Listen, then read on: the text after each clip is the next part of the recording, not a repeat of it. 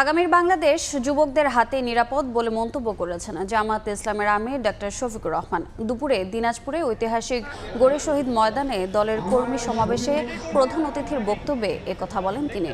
জামায়াত প্রতিহিংসার রাজনীতি করে না উল্লেখ করে আমির বলেন, গত 17 বছরে দেশে সংগঠিত দুর্নীতি ও খুনের বিচার না হলে হত্যার সংস্কৃতি বন্ধ হবে না।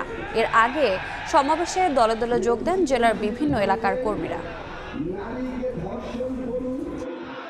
কারো জমি দখল করুন, আপনি ইসলামিক তার বুকে তার পেটে আমাদেরকে ধারণ করে রেখেছিলেন সবচেয়ে কষ্টের। খুনের বিচার যদি না হয় তাইলে খুনের সংস্কৃতি বন্ধ হবে না। লুটপাটের বিচার যদি না হয় লুটপাটের সংস্কৃতি বন্ধ হবে না।